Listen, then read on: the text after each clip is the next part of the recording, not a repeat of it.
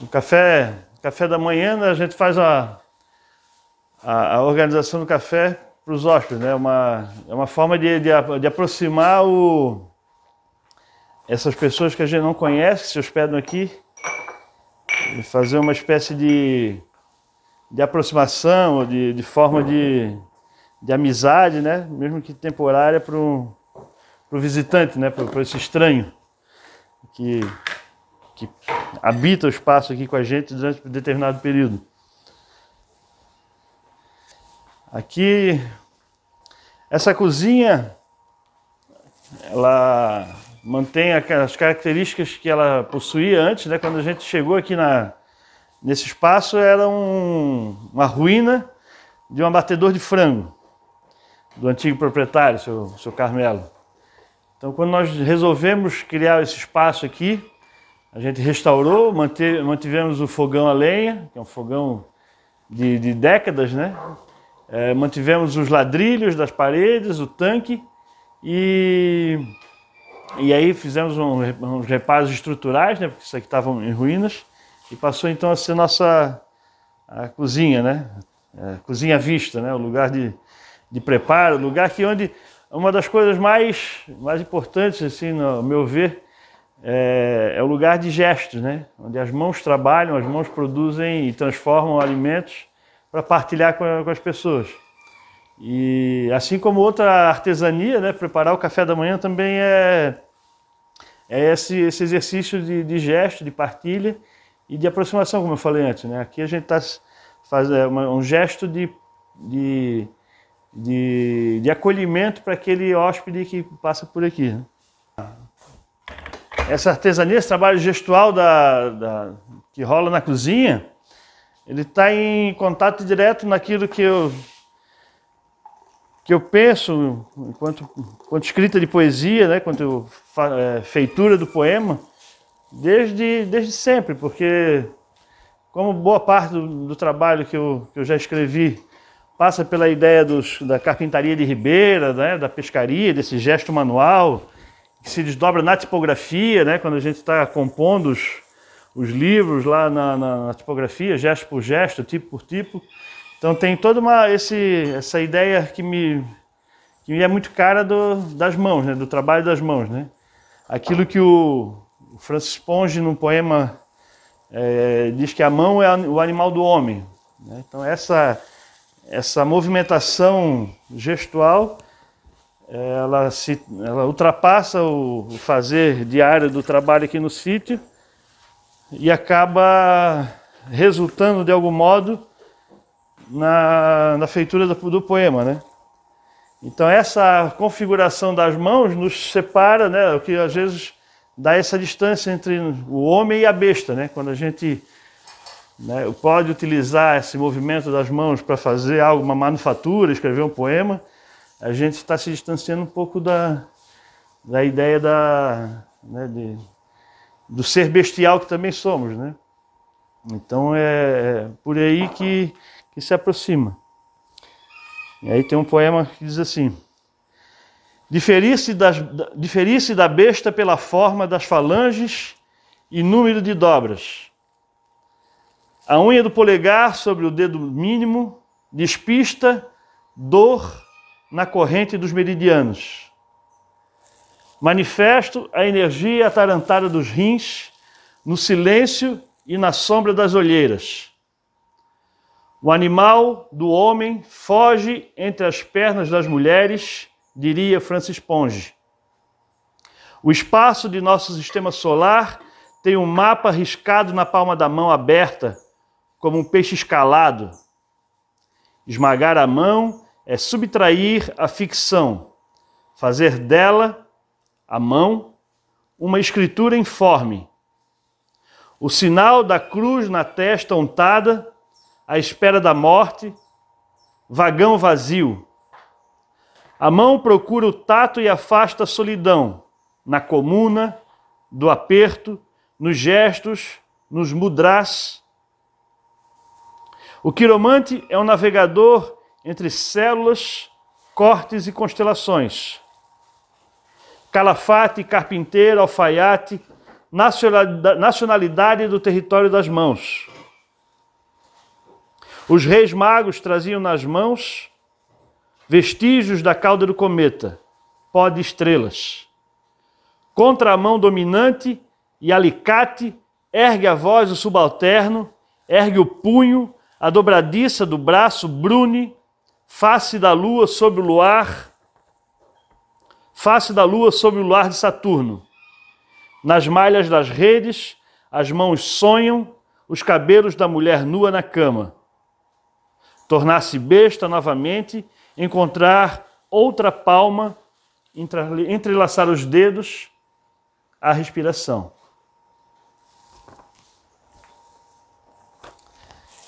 E segue o trabalho das mãos, né?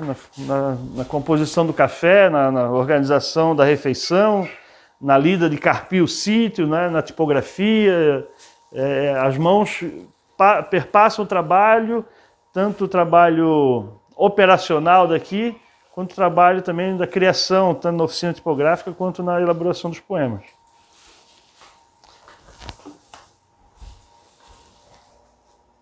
Um desconhecido talvez não saiba, mas os gestos deste preparo, o modo de apresentação, antes mesmo que o sol esparrame os raios sobre o chão, é um ritual de presença para encurtar as distâncias entre gentes estranhas.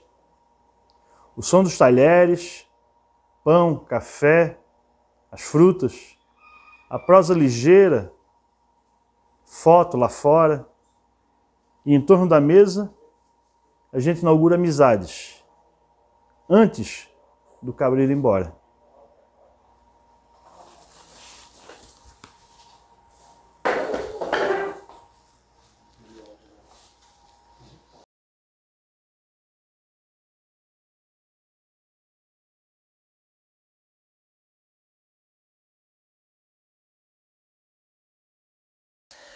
Para esse jardim, enquanto a gente estava fazendo a biblioteca, a gente começou a cavar isso aqui para fazer a ideia era fazer a horta.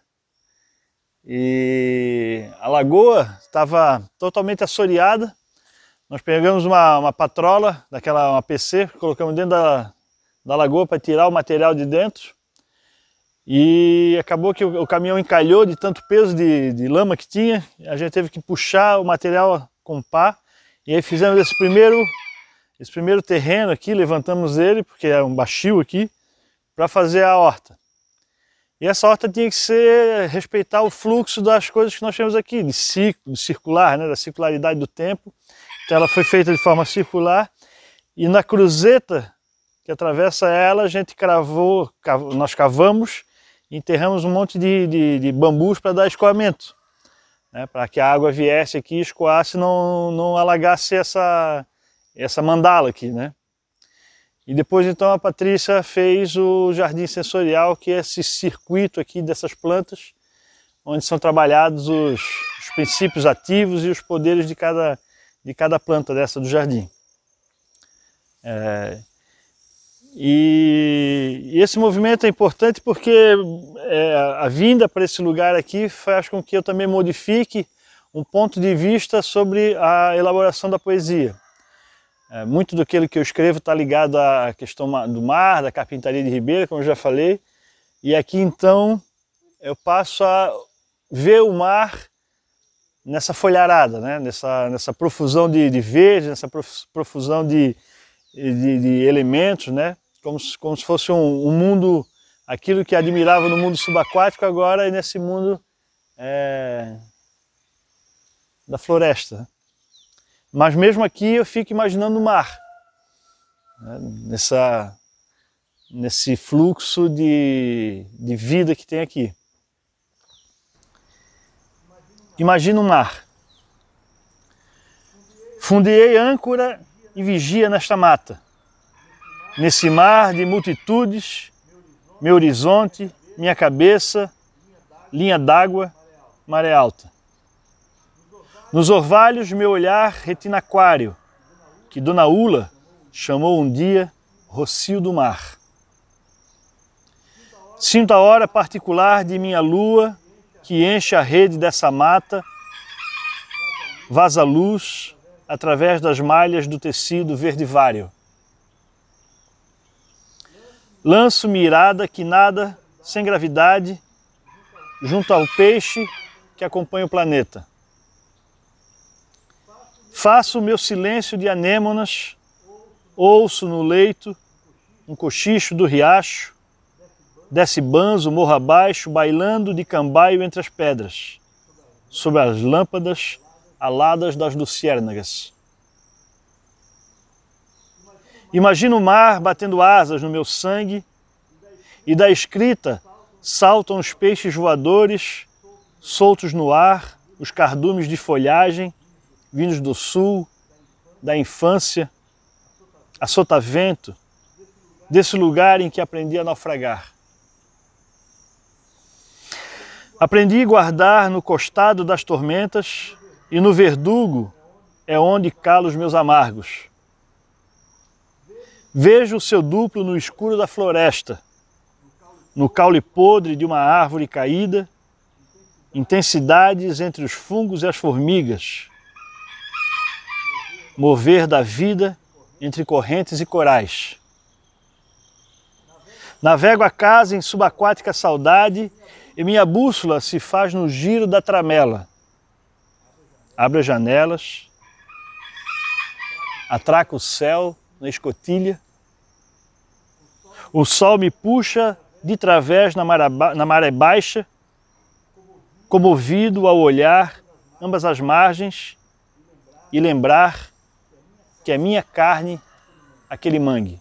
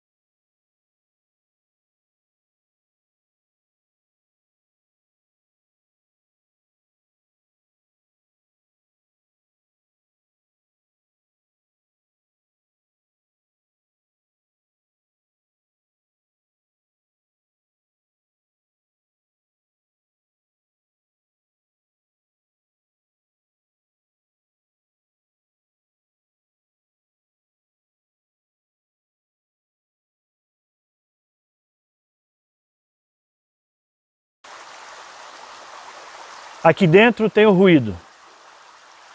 Para Raquel Stolf. Experimente colar um dos ouvidos junto ao chão.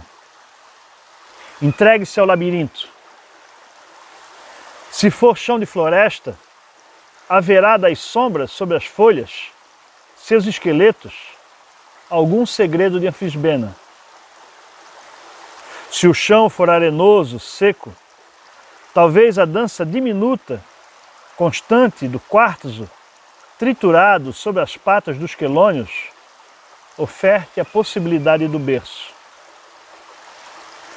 Caso seja um chão no fundo do mar, sentirás, nesta câmara quase anecoica, impressões no tímpano, longe da terra, com o corpo à deriva, seguir cortejo sem ensaio dos líquens sob o tecido plissado das ondas. Sempre haverá um eito habitado, mesmo sertão, e no corpo cornucópia, esculpidas todas as queixas da terra, chão dos homens, pelos pesares corroídos. Salvar talvez um dia de escuta, tornar caverna toda palavra, circular seixos, corais, briófitas, mimetizar arco de cores, a partir de todo o chão ruído.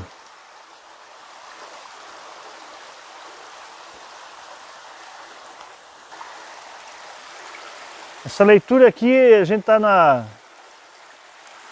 num espaço que liga nas duas margens, né? A gente está no final dessa ponte aqui, deve ter uns 40 anos, 50 anos, fazia parte da propriedade. A gente está aqui na mata, na Quinta da Gávea, em Rodeio, Santa Catarina. Esse riacho, ele corta o sítio aqui da Quinta da Gávea. Para quem não sabe, é uma hospedaria, um quintal criativo. E do lado de cada margem, nessa margem onde eu estou, junto com o Kindle, é a área de preservação permanente, a nossa pequena floresta. A gente tem 60 mil metros de terra aqui, e aqui para cima é a área de regeneração. E tem bastante, onde a gente capta água também, daqui da propriedade. E onde o quintal da casa, né, onde a gente faz as trilhas e faz a manutenção da água que a gente usa. Na minha frente fica a parte da hospedaria, o quintal criativo, o consultório naturológico da Patrícia, a tipografia onde o Jackson coordena os trabalhos editoriais e onde a gente recebe os visitantes, os hóspedes amigos, no ponto de cultura Biblioteca Rural, que compõe esse espaço. Por isso que a gente chama de quintal criativo, né? Além da hospedaria, a gente tem esses espaços de criação, de arte e de invenção, principalmente, né? Invenção de cada dia. Esses poemas que eu estou lendo são todos poemas que ainda estão inéditos hoje, devem compor um livro a sair ainda em 2022, e são poemas que são esse exercício de afastamento da margem, né? Já que a gente está aqui na margem do riacho, um afastamento da margem do oceano, né, da foz do rio Itajaí a sul, aqui para o mato no médio vale do Itajaí. Né? A gente está na mesma água ainda, só que em nível diferente.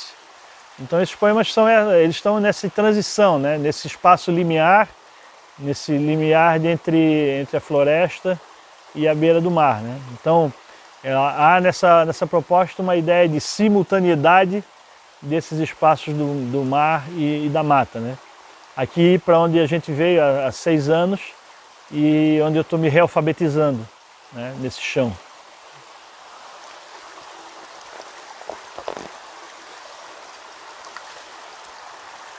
Aqui onde a gente convive com lagartos, cobras, aranhas, pássaros, né? Um convívio, a busca de tentar harmonizar, né, com esses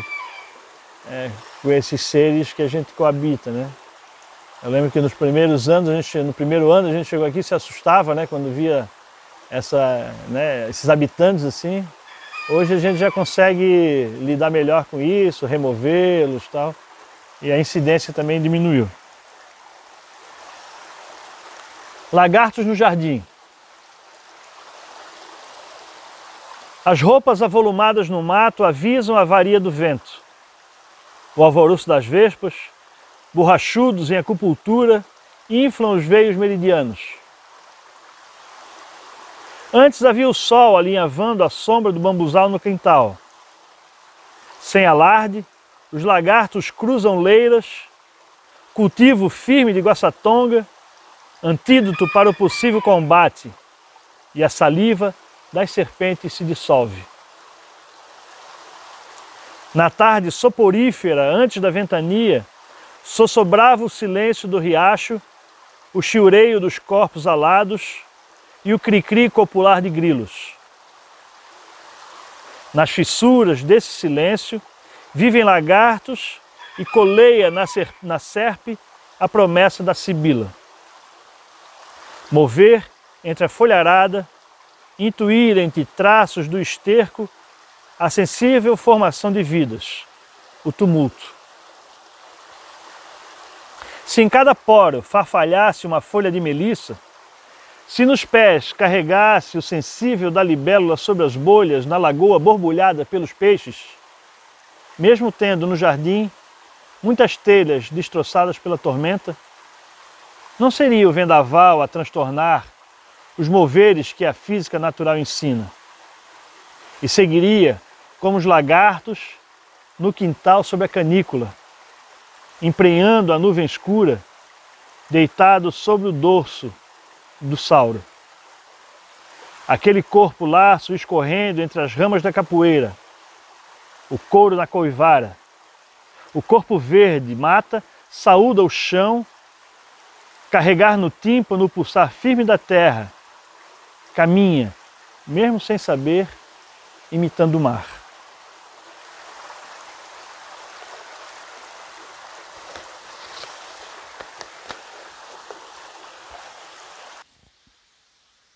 Aqui um dia já foi roça. Agora a mata se regenera. E é dessa roça que eu vou falar. Os gravetos sob o sono do mato, neste meio de dezembro, que é fim de ano, em seu recém-começo, no plantio sem leiras, no barranco que arranha o céu, enfia faminta foice, morro acima, sem convexo, formigas fogem para as lojas no tronco das embaúbas. Rastelo velho comeu mato, desenterrado na carpida, depois cuspiu forragem para a beira quase grota, fixou fruto, adubo, repousa sobre as mais de 30 vezes 4, às vezes 5 sementes, deitadas em cada berço, ao lado do consórcio de goiabeiras, cujas sombras passam a cerca e guardam o aipim recém-plantado.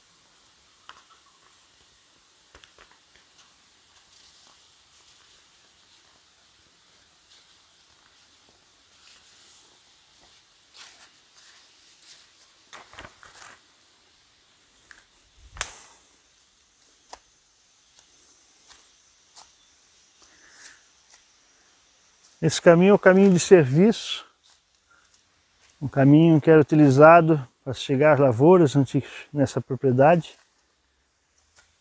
Aqui já foi uma cachoeira. Em dias de chuva ainda a água desce por aqui. Então aqui era o caminho de um lavrador, né, que subia com as suas ferramentas, carro de boi, e cultivava aqui. Uma cena. Vejo aquele lavrador dançando, outra vez, num campo aberto pela sonata de outono, e as paredes abertas diante desse espaço, pouco lastro, muito arado. E já não sei, fronteira, deserto ou mar, a não ser o que não sei dessa língua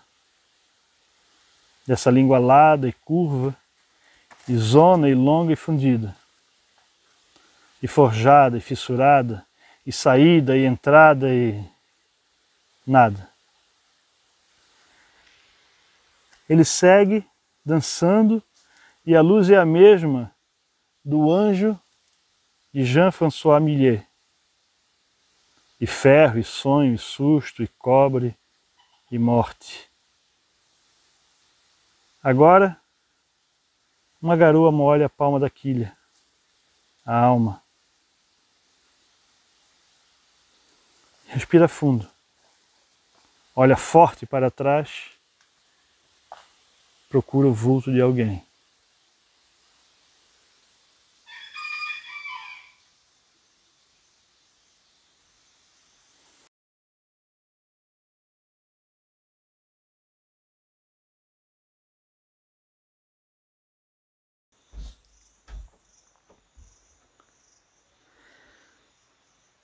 Todos sob o mesmo céu. No quintal, farfalham folhas soltas e secas entre capins. O couchê das revistas, Mad, Manchete, Placar, formam certo tapete cortado para as rabiolas. Neste sol maluco que azucrina e me faz levitar, amando as estrelas derrubadas, a tentativa, erguer estrelas de piva nas formas das pipas. Corpos leves levitam, dançarão os papagaios no alto, dentro desse estado de sítio. Amanhã plantada nas mãos, espalmadas na soleira da janela, amanhã entre as gretas da parede, ilumina a sala, a mesa vazia, a gaiola. Amanhã ocupa o lugar do pássaro ausente, 3 lâmpadas acesas pelo sol, 3 planetas necessários para suportar tanto maltrato. Os papagaios figuram máquinas, aguardando o vento esticar o vozerio, a fumaça nos chaminés, os fios, avançando entre o liso e o estriado. Para desorganizar os espaços, espécie de dança nômade dos papagaios, pede um figurino infalível. Primeiro, papel, seda qualquer assediada pelo vento. No lado de fora, anseia o voo. Depois, palheta de cores sobre a mesa viva, nos tons de malva, urucum e açafrão.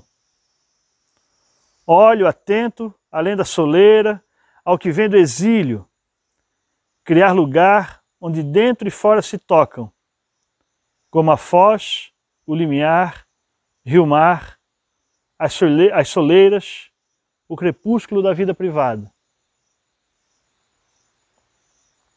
Assovio é o sinal do corpo no beco.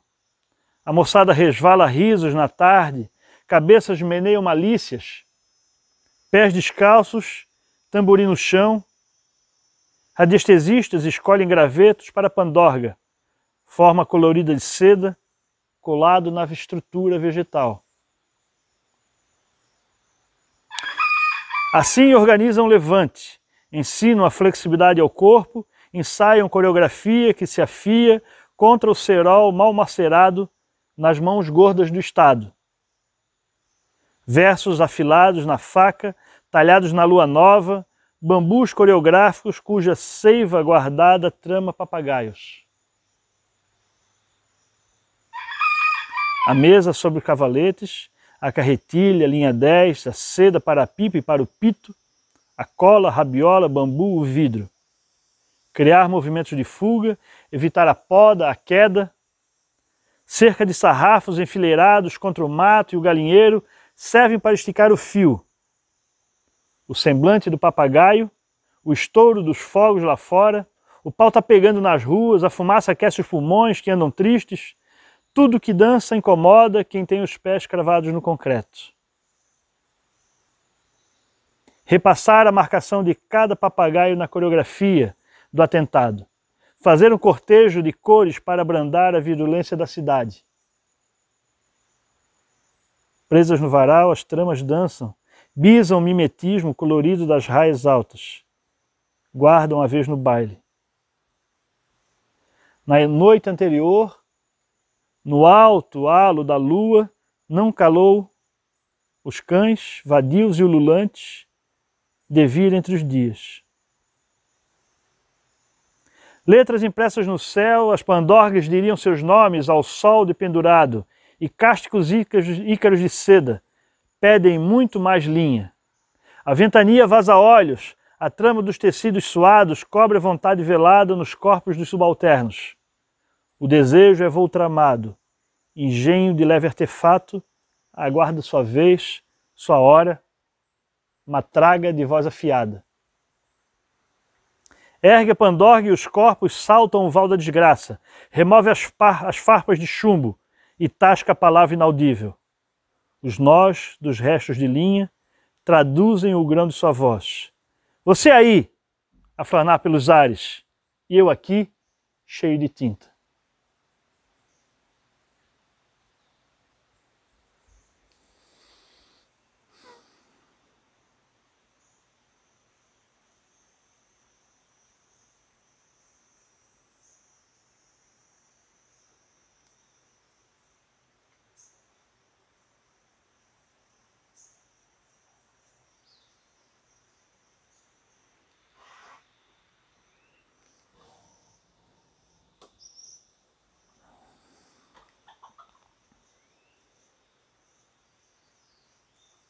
Nesse poema tem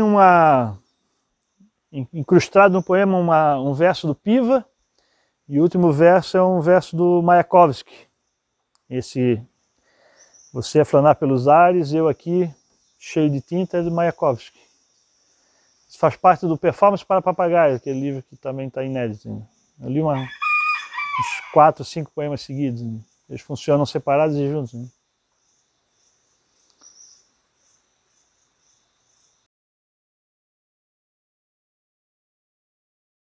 Se a biblioteca rural existe como ponto de cultura, é fruto de uma política pública criada para pensar a cultura nos seus mais recônditos lugares, né? Cultura viva, a ideia dos pontos de cultura, né? Que o Gilberto Gil, né, comentava sobre a questão do Douin, né? Dos meridianos da cultura no país. Essa política pública hoje está zerada, né? Então é urgente que isso seja retomado de alguma maneira, com esse nome ou não, mas, né, que seja ser colocado em movimento esses lugares, porque aí se privilegia produtores culturais, né, de várias partes do país, e se abrem esses espaços com outros pontos de cultura que muitos deles devem estar inativos agora por conta de não ter uma articulação. Não vou nem falar de uma questão orçamentária, mas de uma articulação que possa fazer essa rede novamente se comunicar, né? Hoje em Santa Catarina existe a rede de pontos de cultura que está ativa, a gente tem um grupo que faz com que a informação desses produtores circulem, seja editais, apresentações, toda forma de relação entre esses pontos existe numa rede de WhatsApp. Isso precisa ser fortalecido numa rede de ação efetiva, né? Ou seja, de circulação e financiamento de propostas culturais. Então, acho que daqui da Biblioteca Rural é importante dizer isso, que essa política pública deve ser tomada, se não esperar em nível federal, mas que aqui no Estado isso possa ser veiculado, ventilado, fortalecido de alguma maneira, né? Isso é urgente. Ponto de cultura, gente, né? Vamos fazer acupuntura aí na arte e na cultura do Estado. Bora lá, então. Depois da tempestade. Lá fora a fauna recompõe suas tocas com as folhas que ontem eram confetes flutuando no dorso grosso da ventania. Páginas abertas de Claude Simon sustentavam a hipótese do vento ficar de pé bem no meio da vida. Se isso de fato ocorrer, o redemoinho ao redor dificultaria: A. Manter as roupas no varal. B. Ajustar a antena espinha de peixe. C. Apontar o tié no galho da aroeira. D. Queimar a baga sem sapecar o bigode. E. O voo dos vagalumes sob o riacho. A vela se esvai sob a pálpebra. É madrugada novamente. E o vento está preso ainda nesta tinta e tentativa de rabisco. E por quais das alternativas você iniciaria o próximo texto?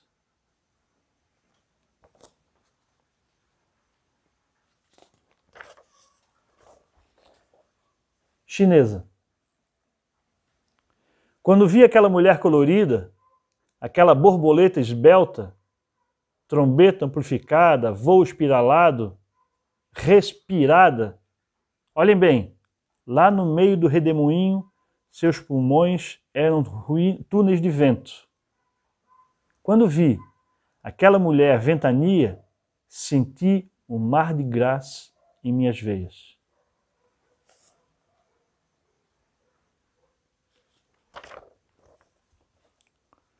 Barroco now in blue. Aqui uma nervura do barroco, imagens construídas, opacas, opalas ou faltas, sobre tudo ao que possivelmente morrerá, erguemos outra imagem. Retrato, borrão ou bruma, paisagens em tom pascal, confluências das falas de Les Amas, rodopio de música e memória. Marienbad, now in blue. O rio é barroco em suas curvas.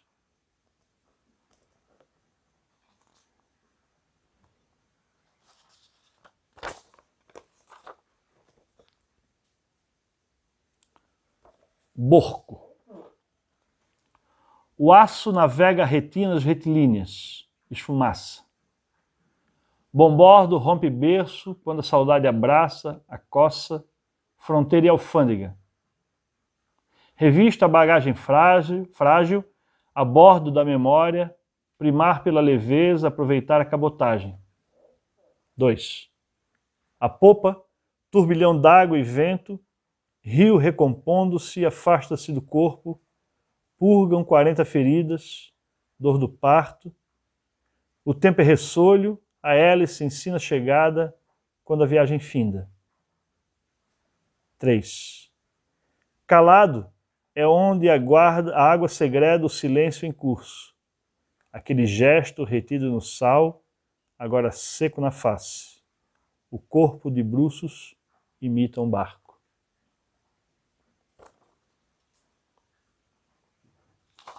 Coeficiente pés humanos versus pés de formiga. É a tentativa de observar, tentar perceber a velocidade entre a caminhada das formigas e a caminhada humana. É fruto da observação e da vivência aqui no sítio, né? Esse poema já tem um tempo e sempre vou remexendo nele. Mas é isso, é uma tentativa de equação. Mas como se trata de poema, né, não chega a uma conclusão normalmente. Silêncio naquele devir inseto, rosto colado ao chão, deserto distribuído para preencher um espaço, como quis João Cabral na Antíode. O vento preenchendo o lugar deixado pelo corpo, igualzinho ao silêncio. Não sei se é caminhar, se é correr, o que as formigas fazem. Não imagino a proporção ou coeficiente para essa conta. Pés humanos versus pés de formiga.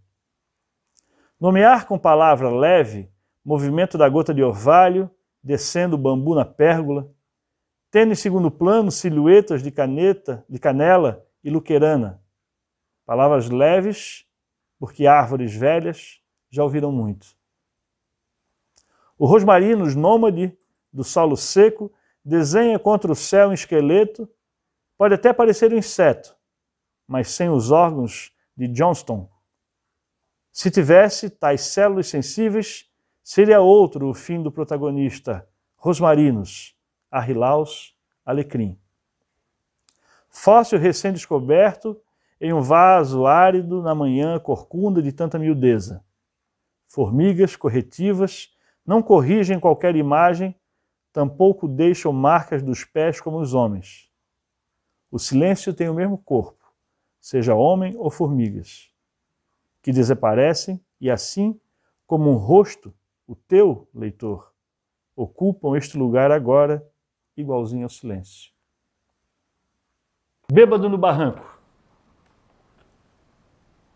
Lá no remanso onde o barro dorme imundo, anda a esmo um corpo fino em duas pernas tortas, afunda o olho seco e moribundo sob os traços da mão oca, nada enxerga. Mas este ócio que é órbita de olho desembala correnteza em mil desastres. No ruidoso rio em curva, o cão sem soalho, um olho solto que produz tais disparates. Ainda nesse rio que alimenta tantos tontos, ressoam ecos destes ocos já esquecidos, como badalos de sinos silenciados. O rio se estica em palavras, em outros becos, em outras bocas, como leitos sorridentes, e desemboca em barroca aguardente.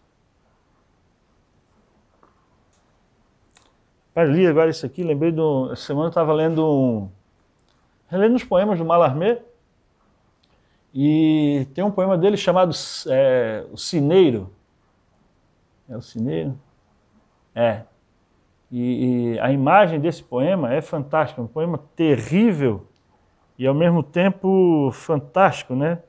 Porque a ideia do sineiro que ele usa a corda do sino, né? Ele tira a pedra, o badalo, para se pendurar.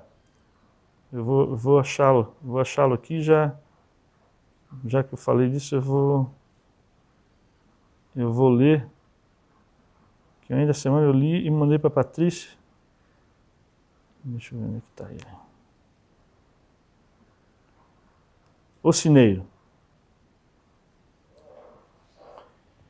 Embora o sino acorde uma voz que ressoa, clara no ar puro e limpo e fundo da manhã, e desperta, infantil, uma outra voz que entoa um ângelus por entre alfazema e hortelã, o sineiro evocado a clave da arte, irmão sinistro cavalgando, a gemer sua loa, a pedra que distende a corda em sua mão, só ouve retinir um vago som que ecoa.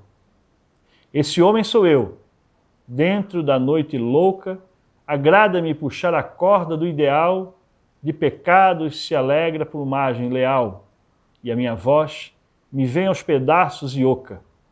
Mas um dia, cansado deste afã obscuro, ó Satã, eu roubo esta pedra e me penduro.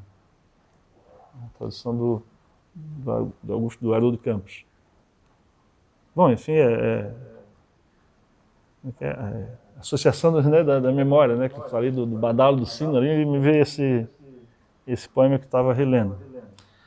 Agora, acho que vamos fazer uma leitura para a gente encerrar essa etapa aqui. Sempre esta fusão na retina, e a neblina matinal sobre o mangue cobre com saudade as horas antigas, horas não sabidas de teu encontro. Semicerrados, arados são os dias, estes das palavras silenciosas, nas fábricas do som por vir, dança dos meus sonhos, o teu corpo embebido em óleo de gerânio, próprio incêndio nos dias chuvosos.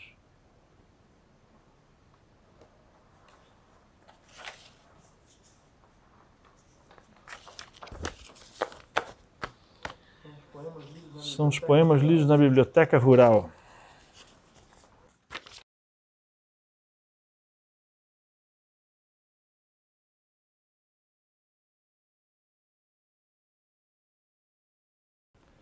Aqui é a minha casa, é um barco. Aqui é um barco. E por conta disso, eu vou ler uns poemas agora que são poemas do Rebojo, meu primeiro livro, e do segundo livro, que é o Calafate Míope. Então, como longe do mar, mas nem tanto, né? O Hélice, que é o motriz da poesia, é o motriz da embarcação. A casa figura, né, a estrutura da biblioteca que eu fiz aqui, nessa estrutura de madeira, é a ficção, a fulguração de um barco no meio da mata. É um Fritz Carraldo, né? Algo como Fritz Carraldo, assim, que traz o barco para o meio do mato. Essa é a ideia. Então, o Rebojo, que é de 2005,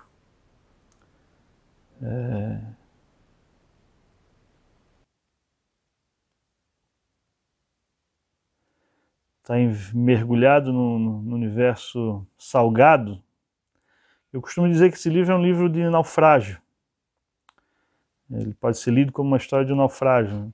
Como tantos outros livros de poesia, né, desde Mallarmé, mas esse é o naufrágio da minha linguagem, né, como eu tento inventar os poemas que eu escrevo. Ouço o rio, algo assovio de silêncio. Ouço o mouco, mas ouço o ossuário e seu ranger subaquático. Ouço o aço abrindo a pele do rio. Ouço o ruído de hélice, agulha que aglutina, sutura, tece a soltura das tesouras em movimento.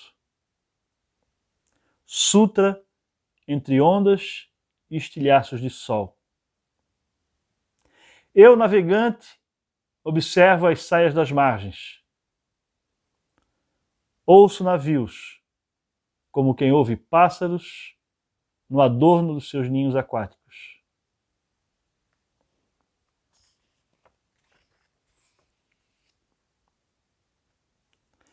Céu pedrento traz chuva ou vento. Assim, o oráculo experiente dos pescadores mais antigos alerta contra qualquer previsão. Baleeiras nestes dias devem abraçar-se ao leito do rio ancorado à margem. Terra firme é igual simulacro de segurança.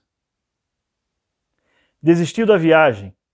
No entanto, ao sair do barco, tropeçou, tentou agarrar-se à gaivota voando baixo, mas a cabeça encontrou antes o trapiche escuro com os dentes arreganhados.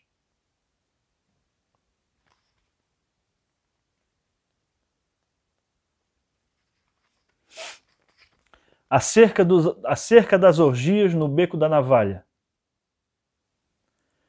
No beco onde a navalha assanha, a noite geme, balbúrdia estranha. Assim que aceita a torpe barganha, pois-se em valsa e bailam, buceta e falo, onde a lama humana entranha. No beco onde da navalha apanha, a bulha treme, posto que é sanha. No sadomasofálico, o sexo vil metálico sobre a navalha arranha.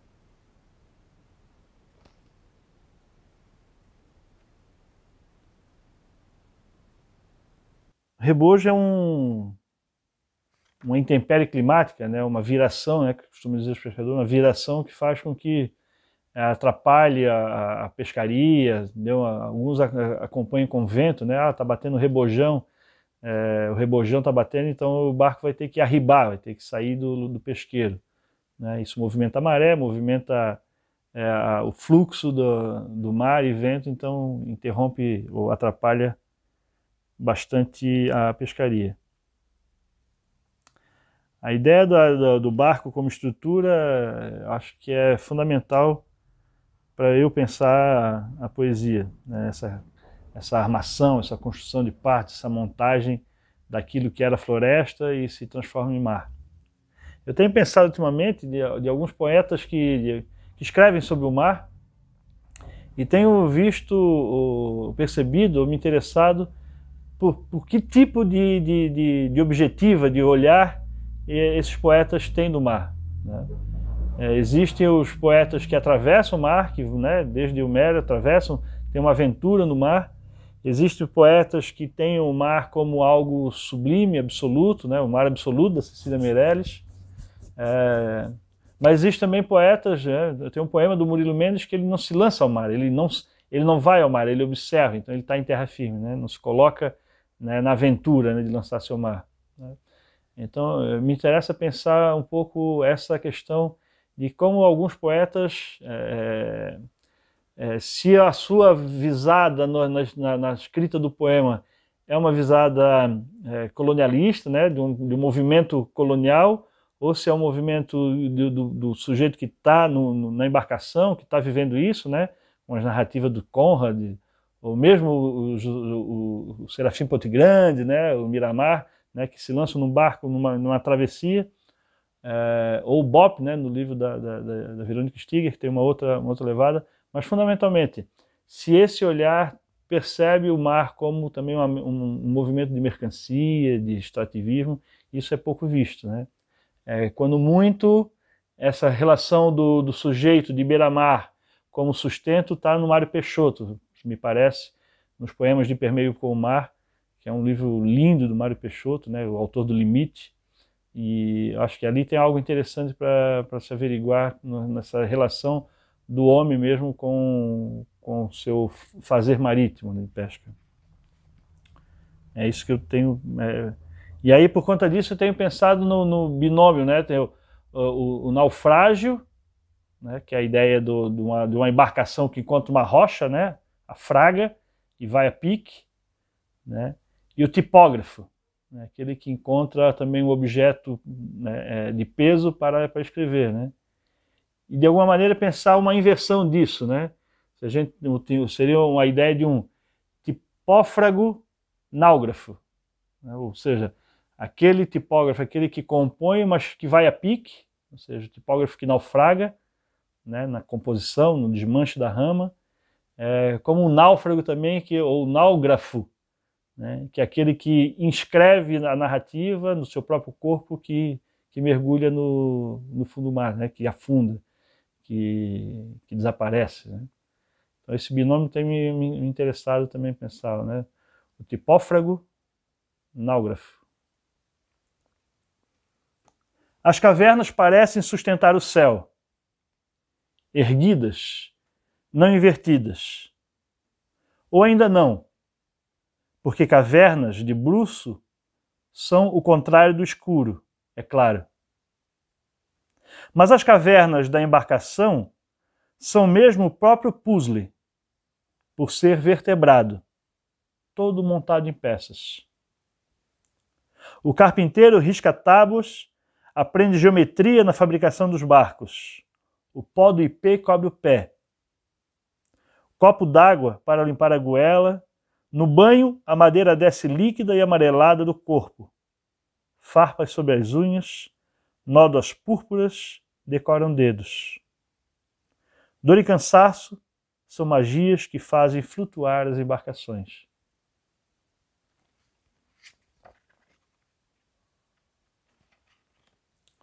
E falando ainda em vento, né, que acho que é difícil para pensar a poesia sem vento, pensar o mar sem vento, pensar, né, a floresta, né, sem o efeito do vento, né, sem as folhas circulando e girando, e rodopiando após o vento varrer e atravessar, né, o matagal.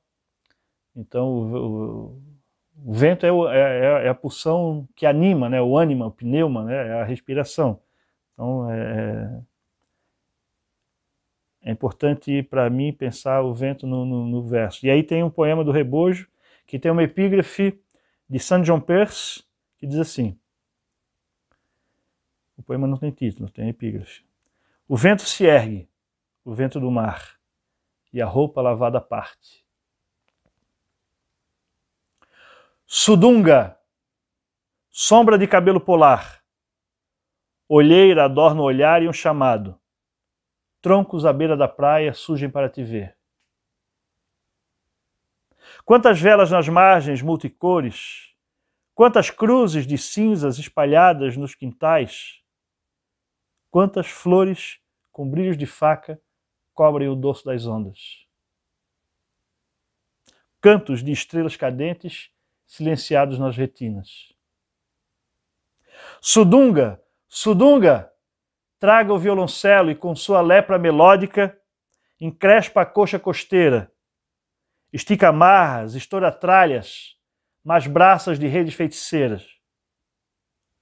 Sudunga respira fundo, sopra os sulcos na face do pescador, porque permanecerão na profundidade das olheiras milenares os mesmos cardumes de pargos silenciosos.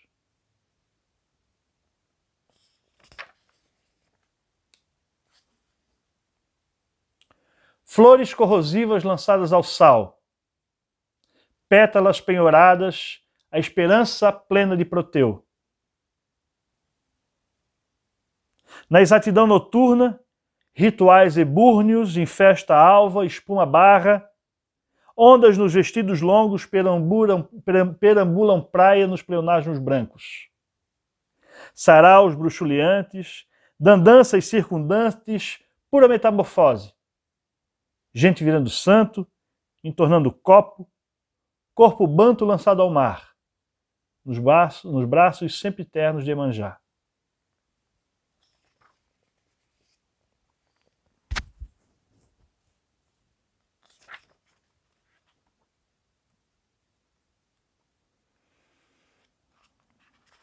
Para finalizar essa etapa do rebojo,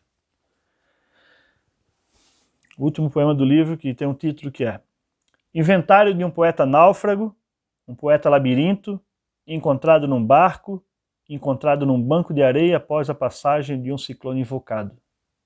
Esse é o título. Eis o barco abandonado. Deixo sobre a longarina estes versos votos escritos nas escamas que bebem o sol.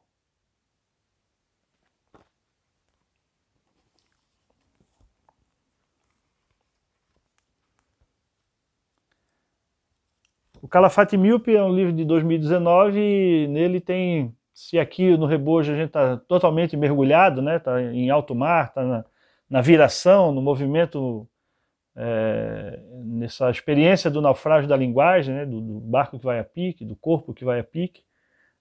O Calafate Míope ele se passa em terra, né? É um texto que está no estaleiro, né? O Calafate é aquele sujeito que fecha as frestas das embarcações e que é responsável por bordar a embarcação de madeira e responsável também por trazer os homens de volta para a terra, né? Vivos ou não, mas o barco tem que voltar. Então é um livro que se pode ler ele inteiro, mas eu vou ler ele assim, uma narrativa inteira, né? Uma narrativa única, todo livro pode ser lido inteiro, mas eu vou ler só uns fragmentos para dar uma ideia do que é o Calafate Míope. É parte do ofício do Calafate preparar o rio, saber da superfície das tábuas e do mar, saber onde o ranger de ferros precisará tanto da medula quanto a técnica do fio ou o barroco dos fótons. Sempre de joelhos para soprar os fios entre as tábuas. Minhas mãos sabem o peso dos barcos, destas torres que navegam a maresia. Lembro-me das coxas da mulher feliz em alto mar. Do gerânio deixado sobre a água salgada, brotaram rendas de vidro. O barco na superfície daquelas coxas era camélia à deriva na água salgada. Corpos cujo peso tem o mesmo valor em minha alma. As mãos e os fios, roca de carne e osso. O Calafate se prepara para abordar a embarcação. O óleo de linhaça nas mãos brilha invadindo as linhas do coração e da vida. Ferros limpam as farpas inflamadas sobre as unhas. O Calafate não sabe dos vestígios escondidos no seu olhar. Não pode esconder toda a saudade entre as tábuas do pesqueiro. O Calafate abre a garrafa de café, olha a tampa roxa, dá um gole. O sol ainda arde sob seu dedo. O roxo da garrafa combina com as unhas do Calafate. Este barco aqui parado é uma floresta. Contrário da cidade deserta, com os remos todos na água. Minha retina solta navega em um nevoeiro. O salto é esquecer. Finjo madeira para deixar-me à deriva entre as duas cidades na curvatura do delta.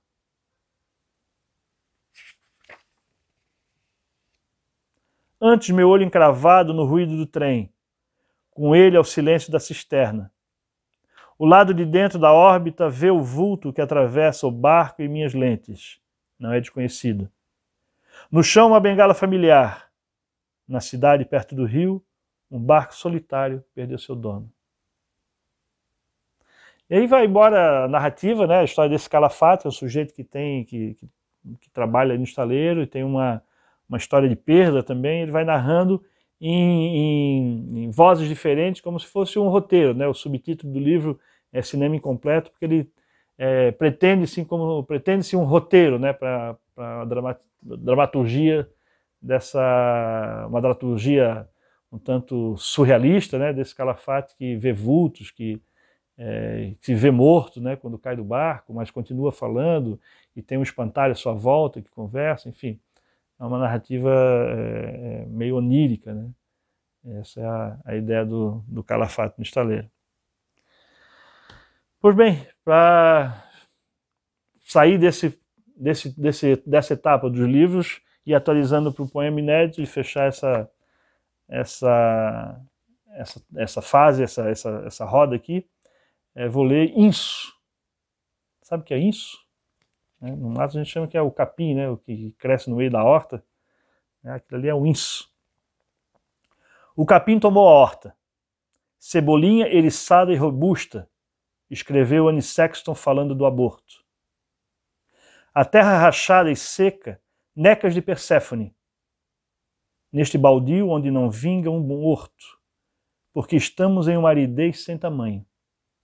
De norte a sul, a chuva é ausente. A pouca água carrega o veneno das lavouras e não apaga os incêndios. Vivem criminosos, morrem como sempre muitos inocentes. Pop, pop, pop, espocam as vidas podadas. Disse que era o último, vou ler mais um. Pedagogia floral. Decorar na garganta a gloxínia. Aprender com as flores suspensas na varanda, a farpa da noite calada. Na garganta, a espera acompanha a música do anunciador de ventos, ao lado da gloxínia. Aprendi a gestar sua cor e multiplicar nas papilas o sabor dos vinhos, seu buquê.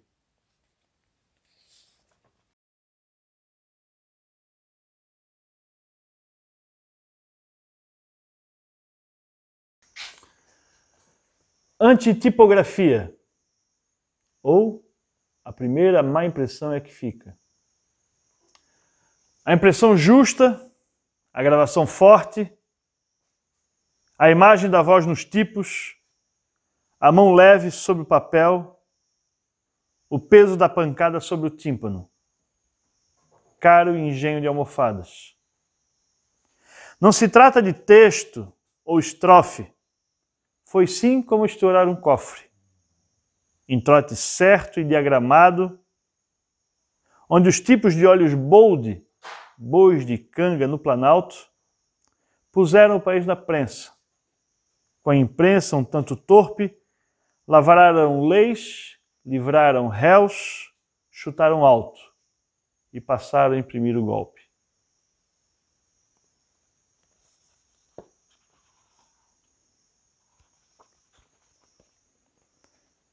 Novena contra o chumbo.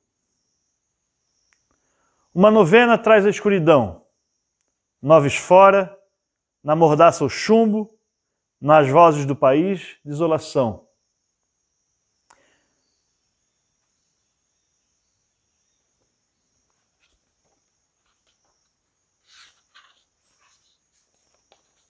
Dente de cachorro. Caminhar distraído, perceber pelo ouvido a chegada de um cão, a fumaça densa, o rosnar de um camburão. A mordida oclusiva, tenaz e tecidos. Veso incontornável do bicho. Dança o corpo para fugir do ataque, do cão, do cacetete, do baque. Tete a tete. Et caterva. Osso contra osso. Palíndromo nervoso. Resta a besta sob o sol, a dor que retesa o torso, adorna as cavidades do rosto. No estado de exceção, importa resistir à investida, com poemas e outras formas de vida.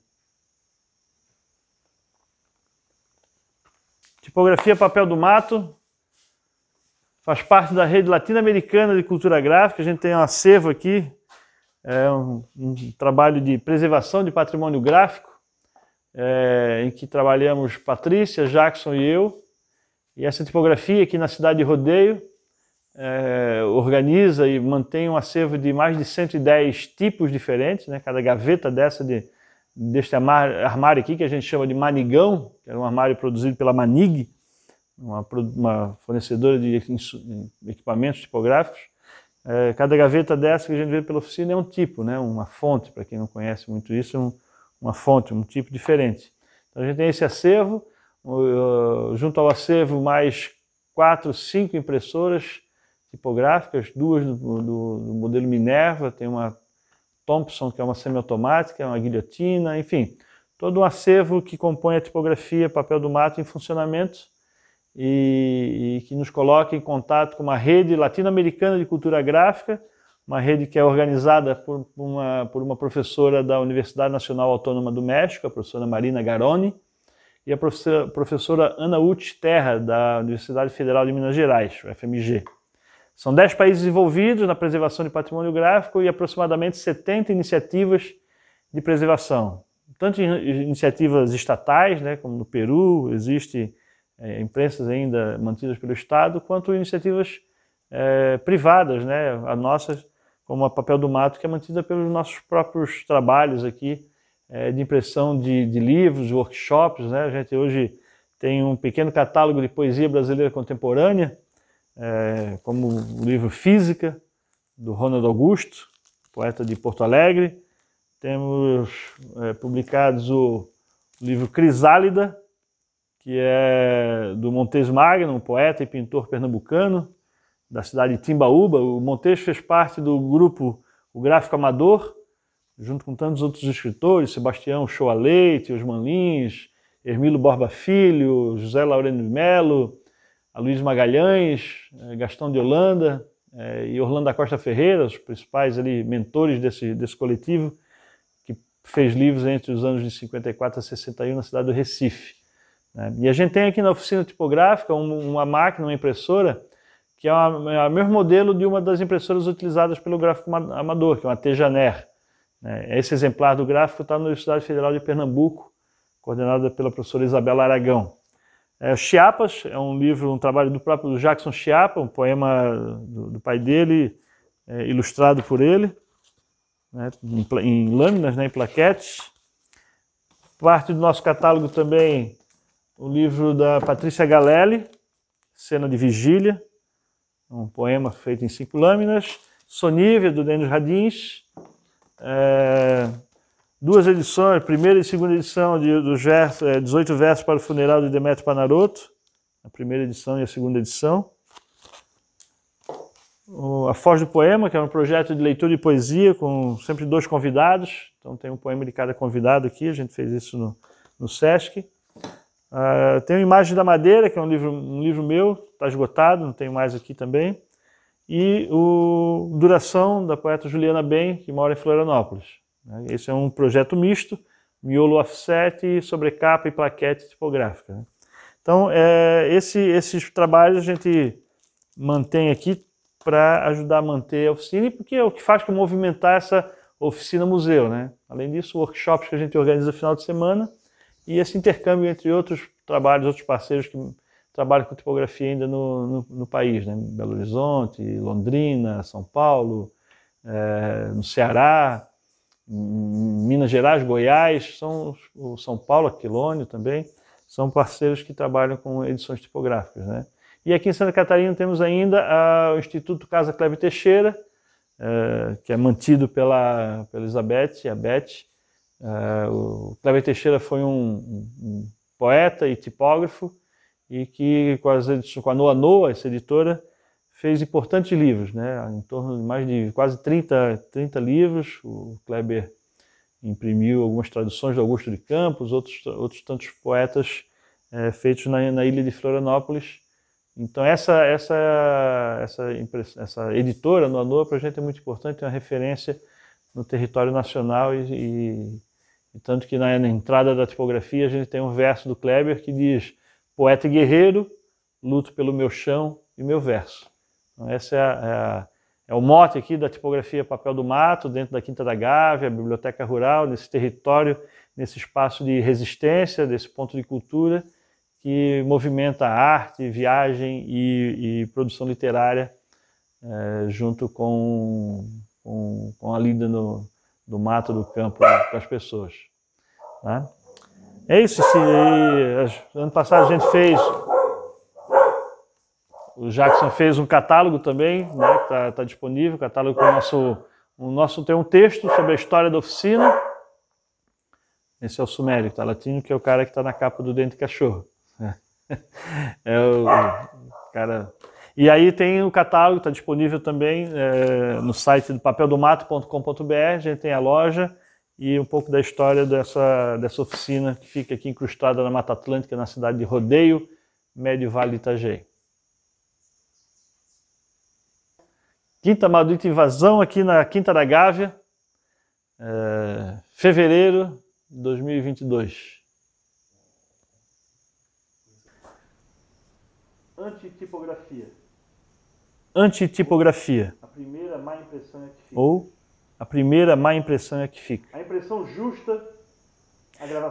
justa, a gravação forte, a imagem da voz nos tipos. A mão leve sobre o papel. O peso da pancada sobre o tímpano. Caro engenho de almofadas. Não se trata de texto ou estrofe. Não se trata de texto ou estrofe. Foi sim como estourar um cofre em trote certo e diagramado, onde os tipos de olhos bolde, bois de canga no Planalto, puseram o país na prensa, com imprensa um tanto torpe, lavraram leis, livraram réus, chutaram alto e passaram a imprimir o golpe.